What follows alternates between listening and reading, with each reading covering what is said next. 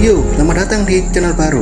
Sebelum kita mulai, langkah baiknya Anda mendukung saya dengan cara subscribe channel ini agar saya lebih bersemangat dan tidak putus asa dalam membuat konten.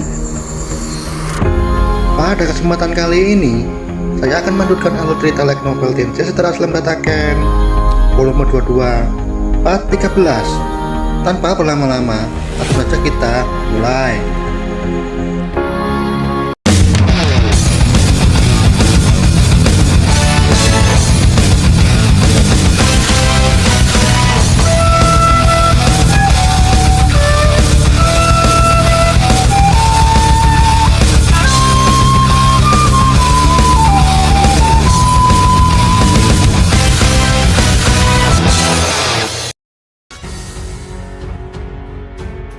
Cerita berlanjut dari Jail yang tidak mengetahui kematian Celanus.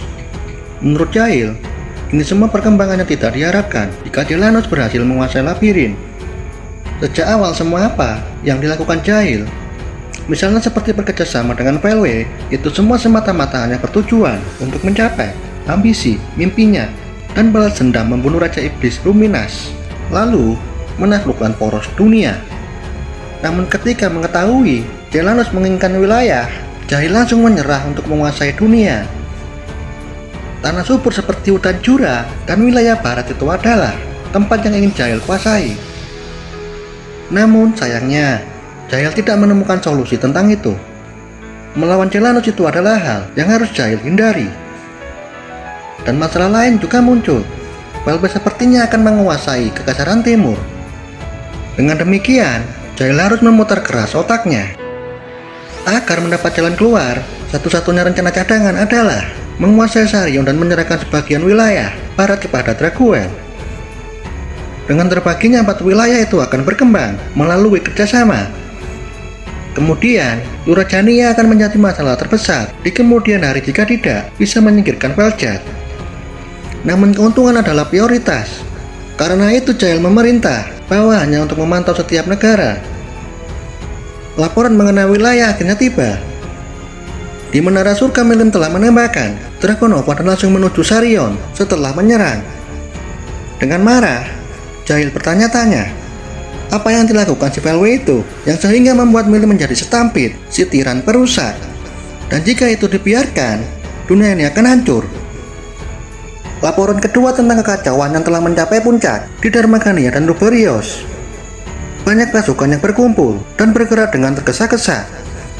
Terlebih lagi Raja Iblis Luminas telah menampakkan wujud aslinya dan menyebarkan pernyataan dunia dalam bahaya.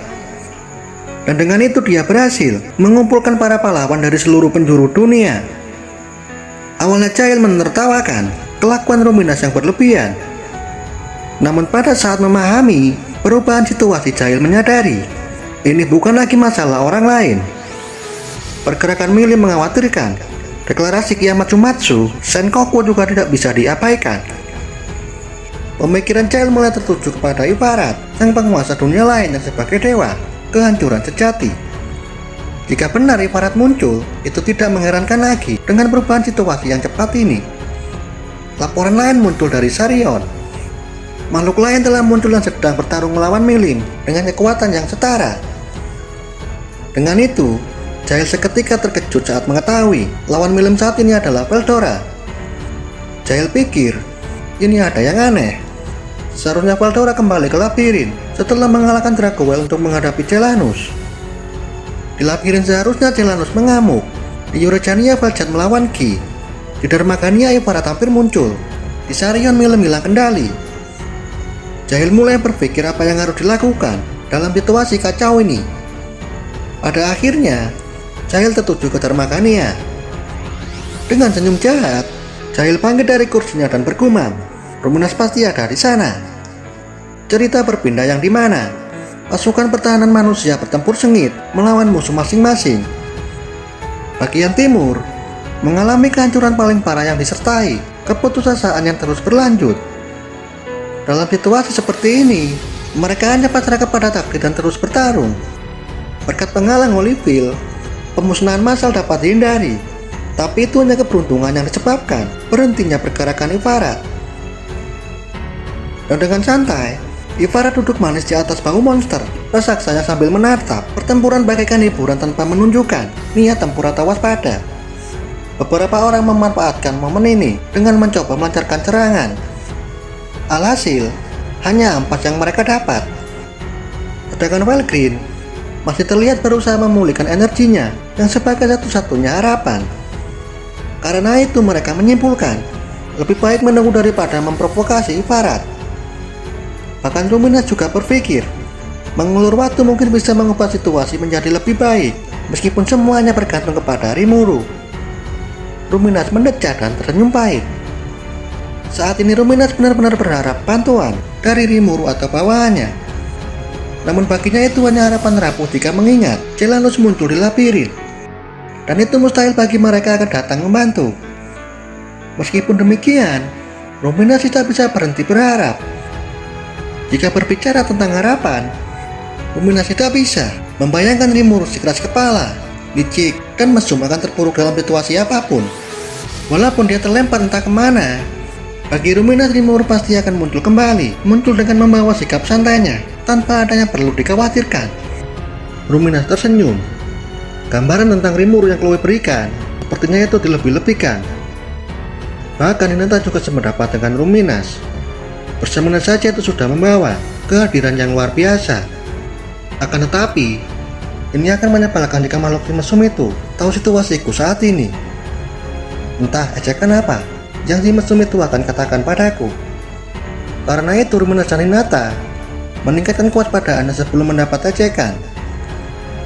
Di dalam pertempuran semua orang berharap bisa melakukan sesuatu kepada Ivarat yang sedang duduk manis. Namun, pada saat itulah situasi berubah. Ketika Ivarat yang duduk di atas, makhluk mitis raksasa yang tiba-tiba bangkit dengan menebar senyum jahat. Aku sudah menambah teman untuk kalian. Itu adalah kata-kata Ivarat yang membuat semua orang bingung dan tidak mengerti.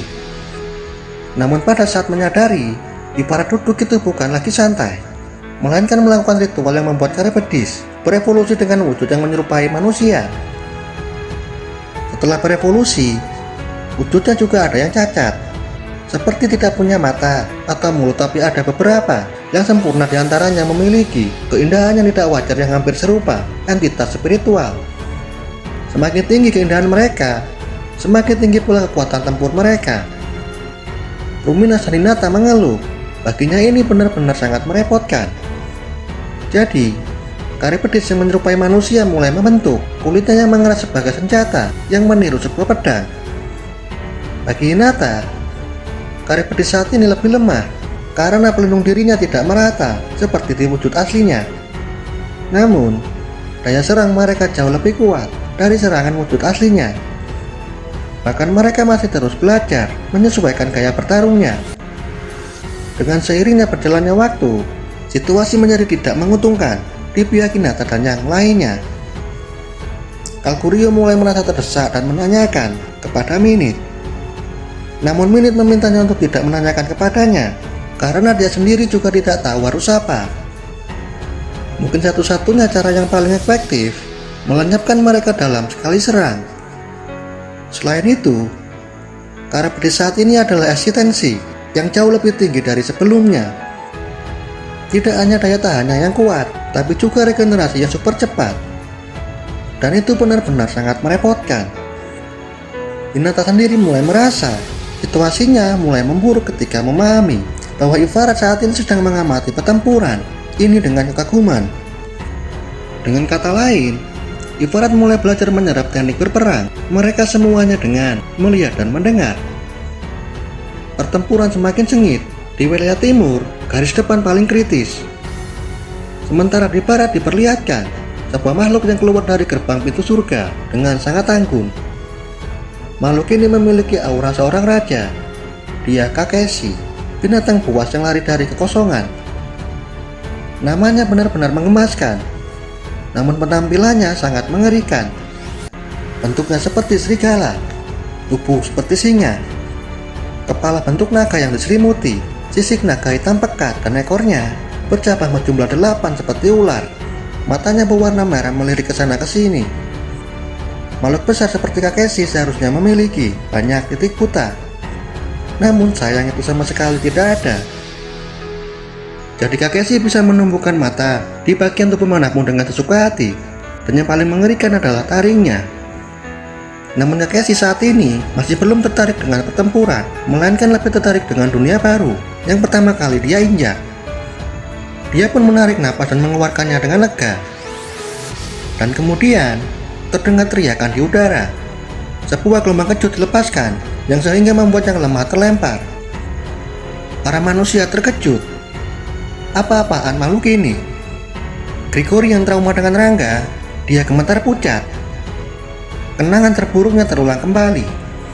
Sementara Sari dan Glenda, mereka berdua menahan tekanan gelombang kejut yang dilepaskan Kakeshi dan langsung memasang posisi bertarung dengan mengangkat pedangnya. Dua orang lagi maju ke depan. Dia Shion dan Rangga.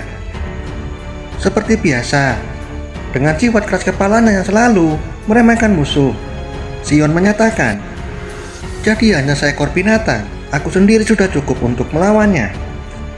Shion menghentikan wajahnya saat melihat sikap Kakeshi yang sangat menjengkelkan. Dia cuek bodoh amat dengan mereka semua dan malah berbaring dengan santai. Namun tak lama kemudian, bawahan Kakeshi muncul keluar dari gerbang dengan wujud yang sama dengan Kakeshi.